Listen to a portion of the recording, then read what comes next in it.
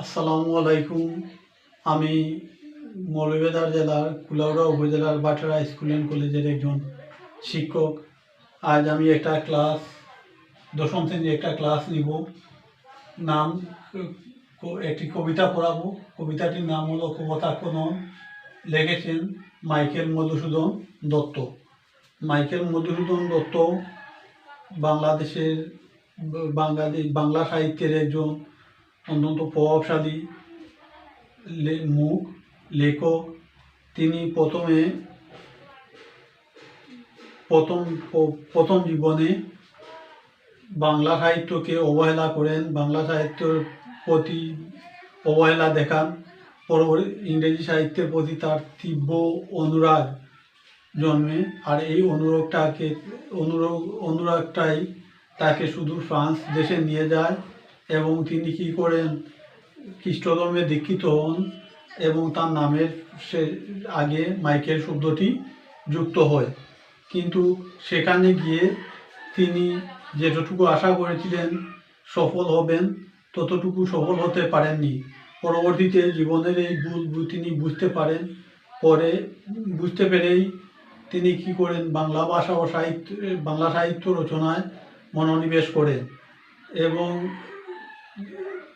একটি মহাকাব্য লেখেন যেটার নাম মেঘনাদবধ মহাকাব্য, এবং অন্যান্য আরও অনেকগুলো কাব্যগ্রন্থ, প্রহসন, নাটক ইত্যাদি তিনি রচনা করেন। আর তিনি বাংলা ভাষায় সনেট এর প্রবর্তন করেন।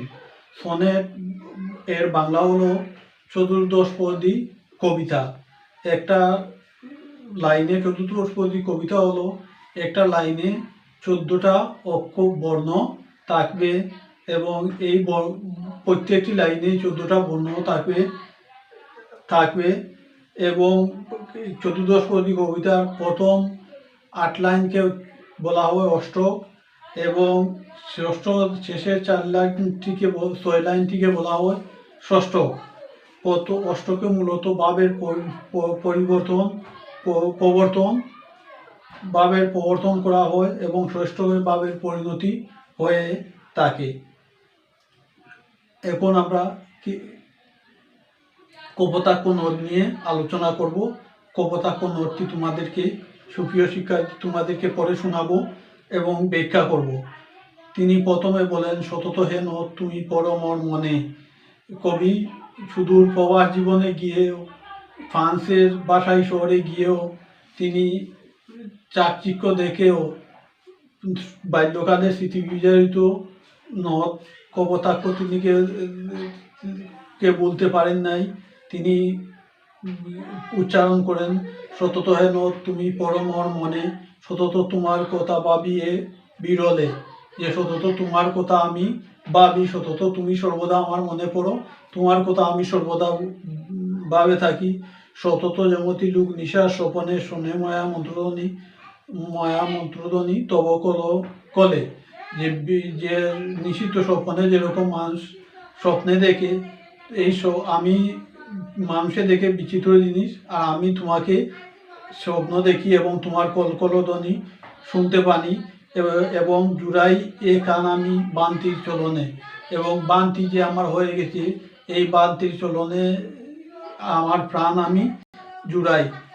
বহু দেশে দেখিয়াছি। তারপর তিনি বলেন, কবি আরও বলেন, তার স্মৃতি বিজড়িত কপোতাক্ষ নদকেও লক্ষ্য করে, বহু দেশে দেখিয়াছি বহু নদী দলে, কিন্তু এ স্নেহের তৃষ্ণা মিটে কার জলে। দুগ্ধ সুতরূপী তুমি জন্মভূমি স্তনে। যে আমি বহু দেশে বহু নদী দেখিয়াছি, কিন্তু এ স্নেহের তৃষ্ণা কোনো নদীর জলে আমাকে মিটাতে পারেনি। দুগ্ধ সুতরূপী তুমি জন্মভূমি স্তনে। তুমি দুধ যে দে তার মতো, তুমি জন্মভূমির স্তন আমার নিকট, তোমার স্তনে আমি দুধ পান করি। এখন ষষ্ঠ অংশ পড়ব। এতক্ষণ বললাম আমি অষ্টম অংশ। ষষ্ঠ অংশের প্রথমেই তিনি বলেন, আর কি হবে দেখা যতদিন যাবে। তিনি সন্দেহ, সংশয়, দ্বিধা, দ্বন্দ্ব প্রকাশ করেন। হে নদী, তোমার সাথে কি আর আমার দেখা হবে যতদিন যাবে। প্রজারূপে রাজারূপ সাগরেতে দিতে দিতে বাড়িরূপ কর তুমি এ মিনতি গাবে। প্রজায় যেরকম রাজাকে কর দে, তদ্রূপ তুমিও তোমার পানিটুকু কর দেও নদীকে, সাগরকে বাড়িরূপ কর তুমি এ মিনতি গাবে। বাড়িরূপ কর, বলরূপ কর তুমি এ মিনতি গাবে। বঙ্গের জনের কাছে সহারিতে নাম তার এ প্রবাসে মজিপেও বামে লইছে দে তব নাম বঙ্গের সঙ্গীতে। যে এ মিনতি আমার নিকট, এ মিনতি তোমার নিকট করি, যেন তুমি আমাকে স্মরণ করো। আমি প্রবাস জীবনে বসে তোমার প্রেমে পড়েছি, তোমার প্রেমে স্নেহ ডুরে আমি আবদ্ধ হয়েছি, তুমিও সেরূপ আমাকে স্মরণ করিও। সুপ্রিয় শিক্ষার্থী, আজ আর নয়, এতটুকুই থাক, অন্য দিন বাদবাকি আলোচনা হবে।